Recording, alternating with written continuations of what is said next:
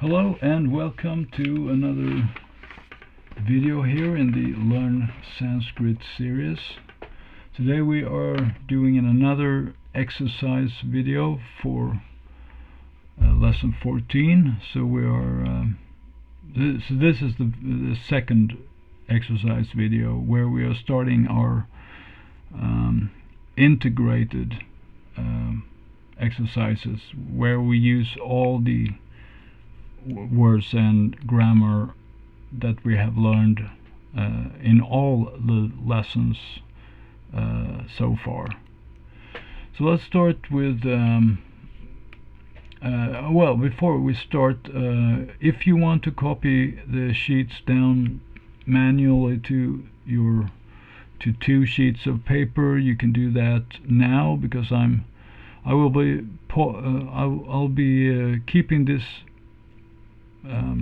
screen here for 5 seconds, and then I'll go to the second sheet and do the same thing there. So you can stop the video 2 times and you can just copy it down if you want. So 5 seconds from now.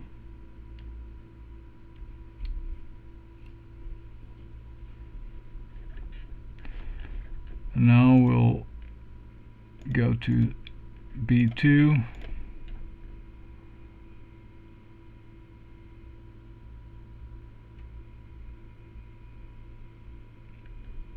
And now we'll return and actually start trying to solve these. So we have our transliteration first, as always, when we come from Devanagari. So we go to Iha, B, Da, La, Ha. And this is a retroflex D. And then we have a Cha, and we have a Ka, Ka, Cha, and we have Kadati. No, we have Kadataha, sorry, Kadataha.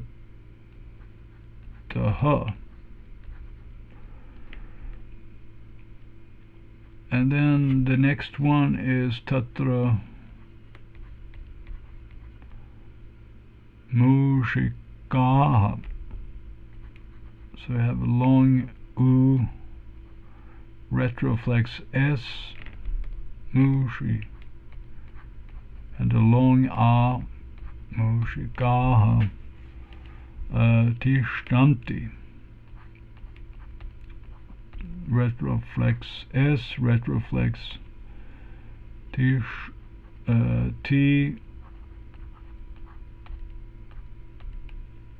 and like that. And then we have the translation there, here, and this is then, I don't expect you to do this here, but this is then here number 2, alternative 2, because we in one earlier lesson we have another Sanskrit word for here, which is atra, and that one has the number 1. So here 1 is atra. Okay, and we have the cat here, Birdala, cat, and we have an and we have the crow, and we have another and. So this is our eswo line, English but Sanskrit word order, eswo. And Kadataha, so they too eat. They too eat. And Tatra, there, here and there, atra and tatra, or iha and tatra, there. Mushikaha, the mouses.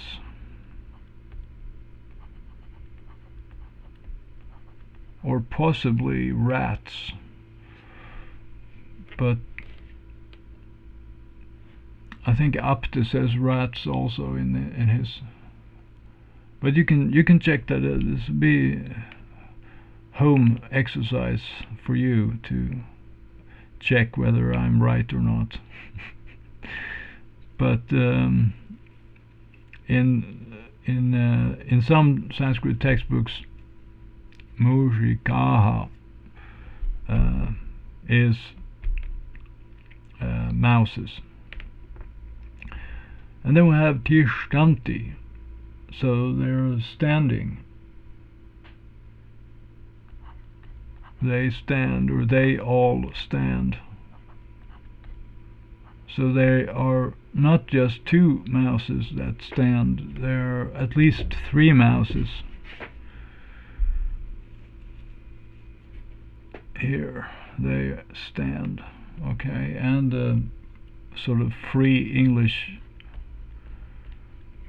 or the loose English here, the cat and the crow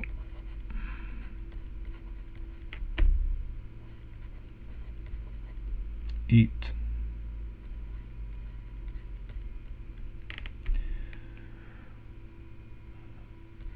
And there the mouses stand. Okay. And also one point here we could talk about is that up here we have two cha. And this is what I usually call syntax 2 for and syntax 1 is if we only have one cha at the very end. So this cha here is mandatory always, but this is optional.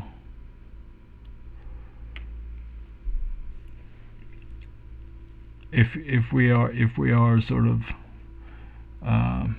designing or composing our own Sanskrit, then these are the rules. But of course, if we start with English, if I provide you with a sentence in English, I think, I haven't really decided, but I think I will do that in the future now, that I will specify. So what I would do then, I would say something like this. If we look down here at the English line, let's say that this is the exercise starting here. Then I would say, I would provide a number 2 here. I would say here the cat and 2 with a like an exponential. I would say use syntax 2 here. So the answer then would be the one we already have up here with 2 chas. So I think that's a good exercise that we that I provide the instructions for the syntax, and then you have to know what kind of freedom of degrees we have here, what possibilities could I have, and because just by supplying the number 2 there makes you think, oh, what is number 1, what is number 2, do we have a number 3 as well? So even if we don't know the exact syntax of, we still get a sense of that there are different varieties or different possibilities like that. So I think it serves a purpose in many ways. All right, so let's move on to the next sentence here, number 2. Start transliteration directly here. Saha kapotaha asti tvam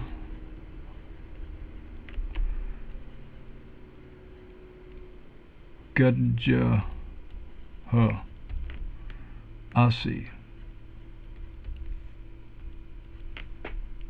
tau ashbau staha.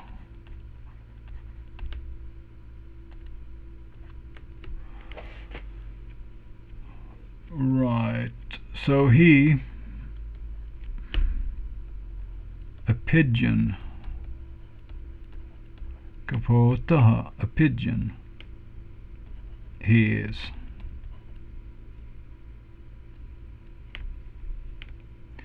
You, singular, an elephant.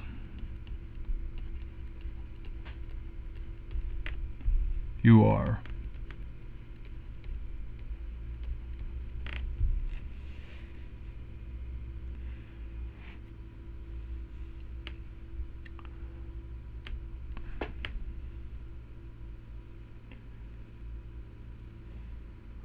And then tau, they too. But it's not just that, it's also masculine. Because ashvaha is the masculine gender.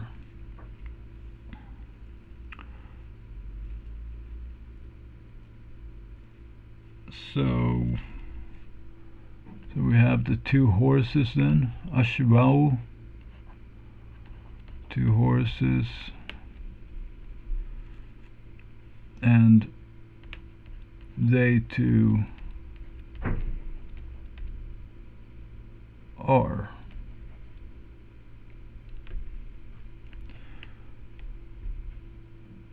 So he is a pigeon.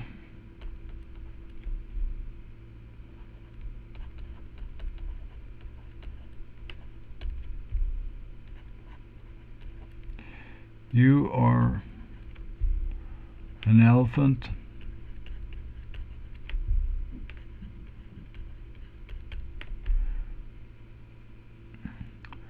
And they too are horses.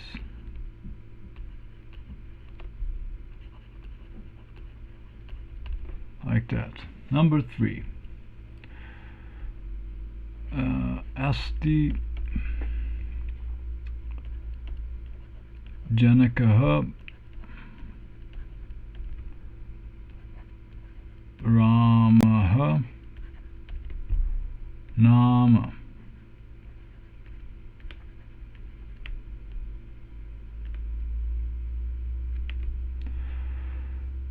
And he, saha, he, panditaha, okay, he, a pandit. He is.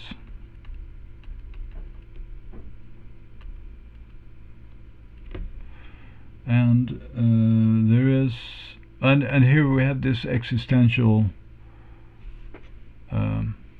type of asti starting the sentence. So,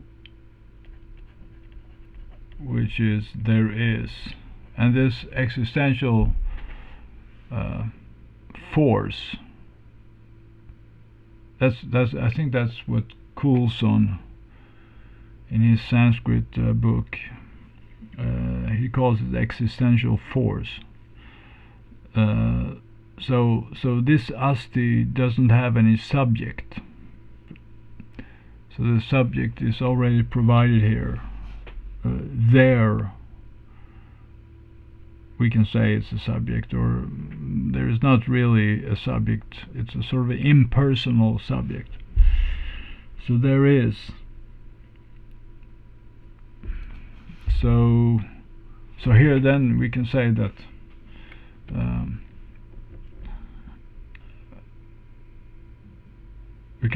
the Janaka here is the sort of noun predicate, and there is no real subject other than the word there, which is not really subject in the traditional sense. But that's sort of the idea. That the sense is something like starting a story. It's like I think you find this in this storytelling kind of in places like Panchatantra and all these fables and like that. They are starting off like that sometimes. Anyway, so there is. Okay, what is there? There's Janaka. So there is a father.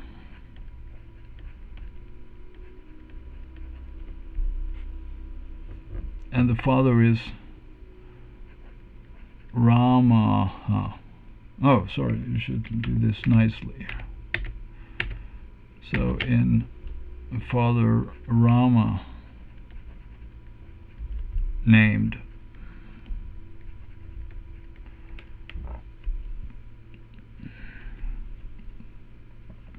and he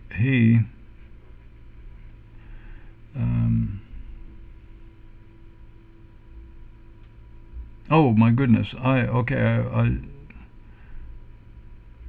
already did this. Okay, I'm sorry. I didn't see this. I just made the eswo line one too early here. I'll fix this now. Sorry about that. So whoops. We'll erase. Sorry.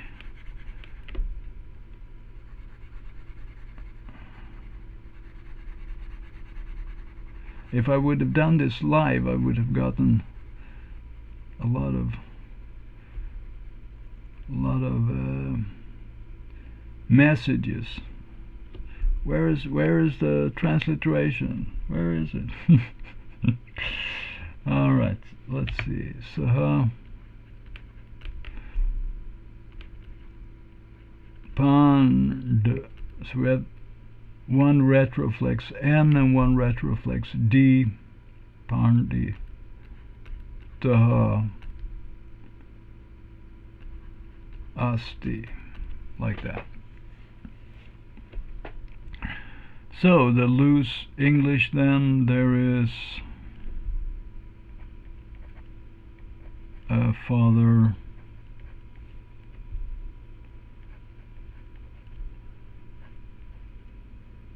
called Rama or named Rama.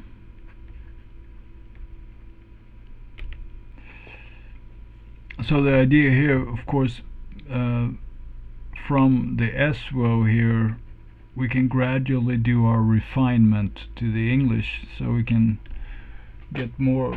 If we want, we can sort of polish up the exact word.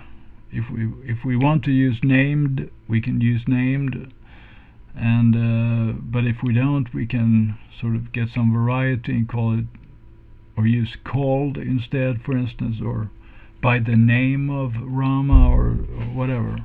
It depends how literal you want to be also. If you want to keep the sort of original style of the Sanskrit, if you want to carry that over to the English, then maybe named is better. It depends on so many factors, but and then you could do one or two more English lines here, and sort of how should I say, you could provide different versions to check out whether you like this one better, or number one or number two better, or like that. So it's all up to you. But the important thing here is that in this, if I do it in the transliteration up here, nama here, the important thing is that nama sort of controls or expects the word coming prior to it. So the proper name Rama must be mentioned immediately before nama. Unlike in English, down here on the last line, the word called is mentioned before the name itself. So it's just the opposite in English. Okay, so that's enough talk about that, and we just finished the English here. He is a pandit, or maybe the pandit, the only pandit in the village, perhaps, or in the city, or whatever. So you have to choose wisely here, depending on all the context, what is meant, or what you wanted to say. All right. So that's sheet number 1. So let's go to sheet number 2 here. And where my pointer is. Where is? Oh, it's there. Okay.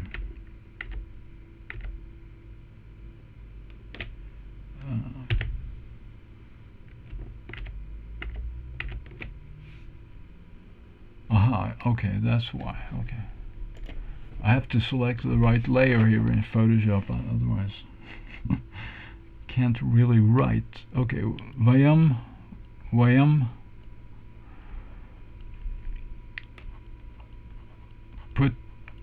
Putraha, long A here, Putra, short U sound, long A.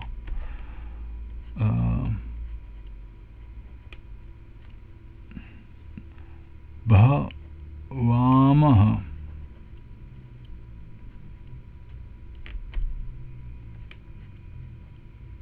Yuvam Cha Jana, oh whoops, Jana Gao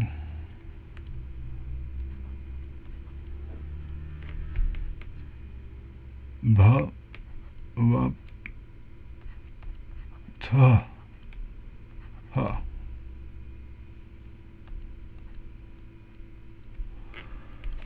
All right, so we all,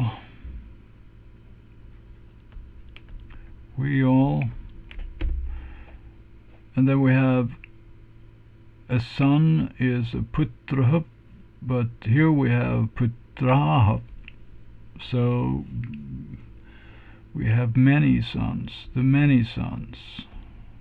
We all, the sons, Bhavama, we are.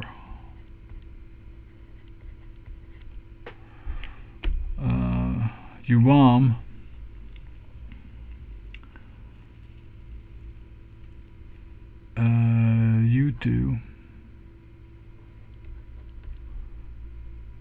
you two, and Janaka, two fathers, or the two fathers.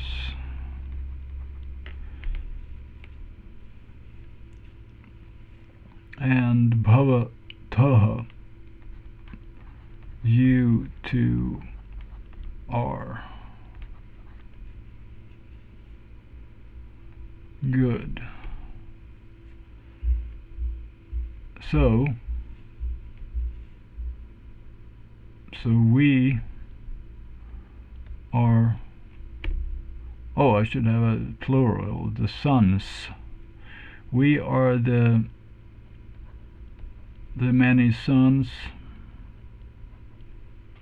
That means at least three. We are at least three sons. We are the sons, and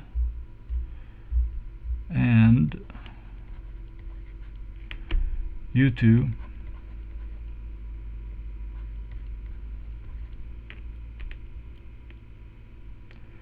are the fathers.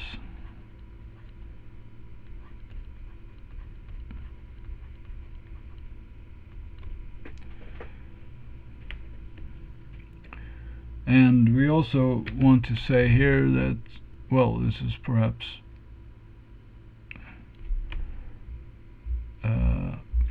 easy for you, some of you at least, but I'll say it anyway. As a teacher here, we have two clauses, and the rule, so the and, which is here, is a clause type of and. It's not a word type of and, but it's a clause type of and. And in this case, since it is a clause type of and, the and should go after the first word in the second phrase, or in the second clause here.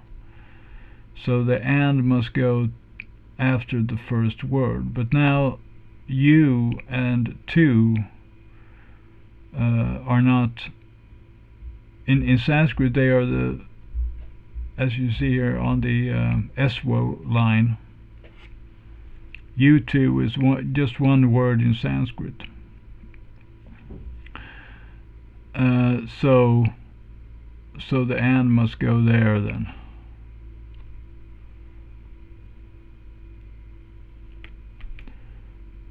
After you two, which it does here. So that so the cha ends up here after yuam.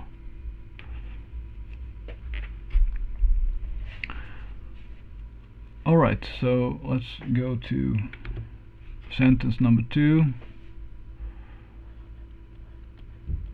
Adhuna, short u, long a,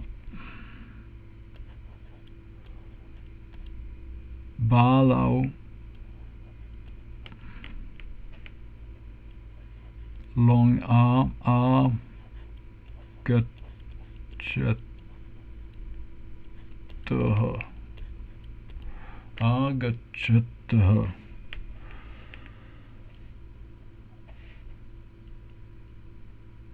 And iha,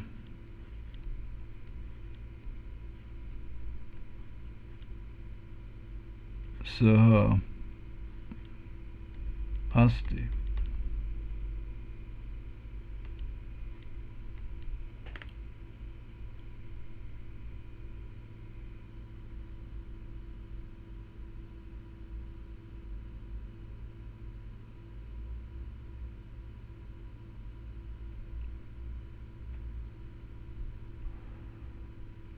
Okay, so let's see now. Translation then. We have the adverb adhuna, now. And then we have balau, the two boys.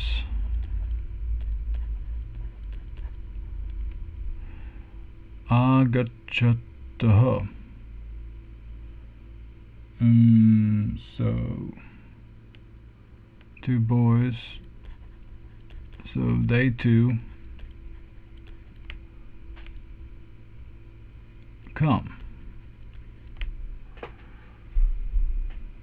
So agacchati is come, but gacchati is go. So we're adding the long a to convert from going to coming. So we're reversing the action, so to speak. And then iha, here,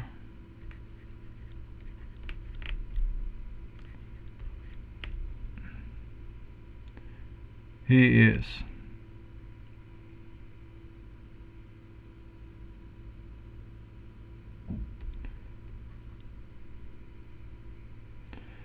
But actually, I actually made this. Okay, so let's just supply another sentence here, because I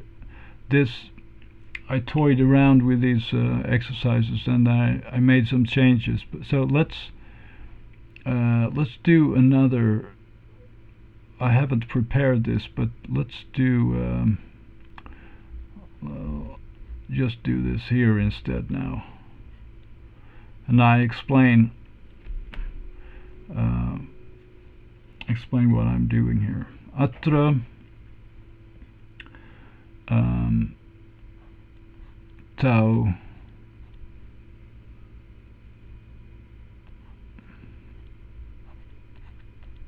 staha. Let's do that also here, just as an exercise for me to become better at preparing these sentences. Atra tau staha. Okay, and here they two am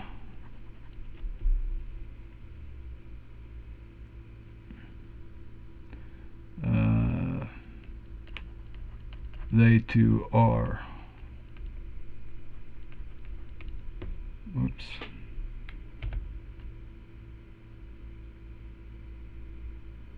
Well, they two are. So what I'm doing here is simply that I'm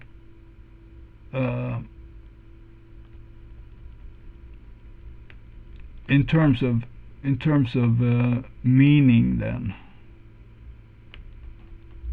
this second, the new one I'm making now, has more connection with the first one to the very left here, because I made a mistake. But still, it's a translate. We still made a translation exercise of this middle one here, but this one makes more sense because we're talking about the two boys, of course.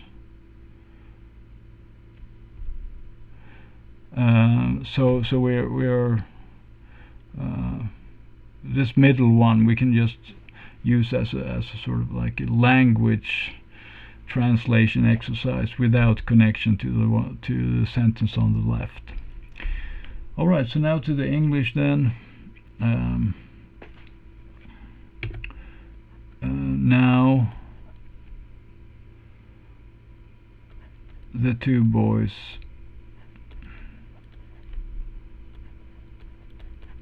come, and as usual here, when we are simplifying here, we are, since the implicit subject here is specified as the two boys, we don't need they two, which is in the verb here. So that's how the transformation, how I think about the transformation. Okay, so here, so then we should disregard this sentence here, but we can still write it, but we here he is. And then now the two boys come, and then we go like that then.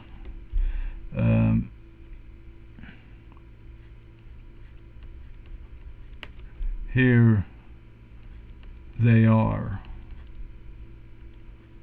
Here they two are, but since we already said that in English, now the two boys come, we can use the English plural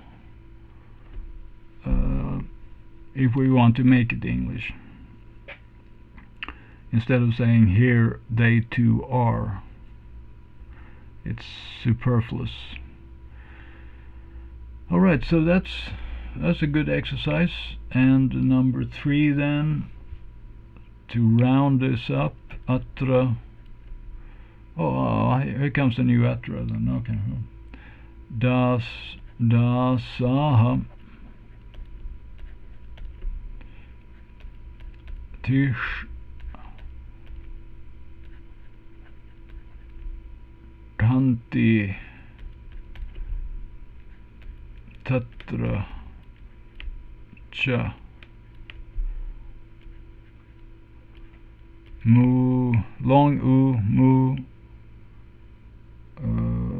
mur kau murkau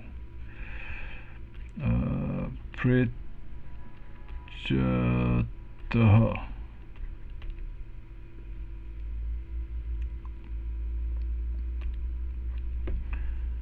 Okay, so here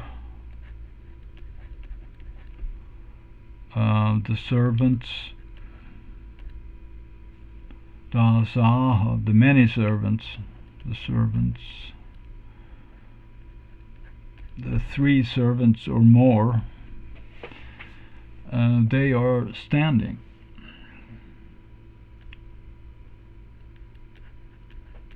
They stand, or they all stand.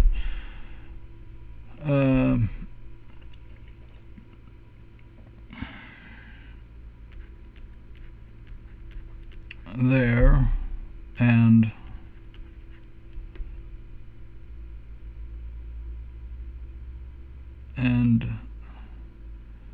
the 2 fools,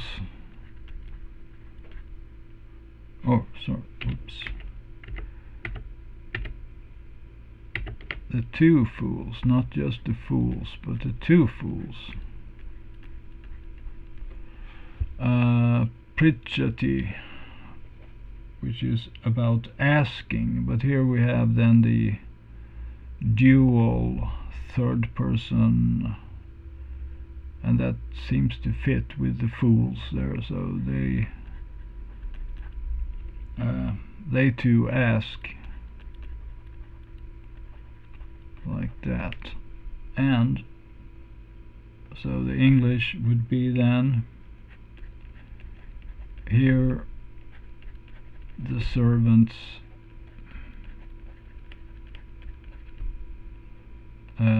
stand, and there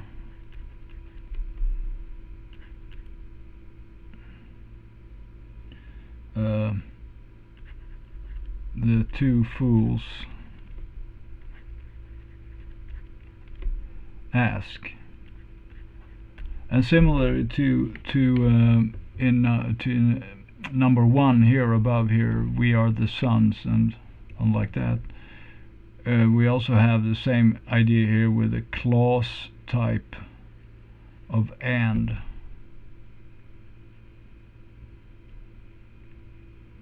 And in this case then, following the same principle, we put the and after there,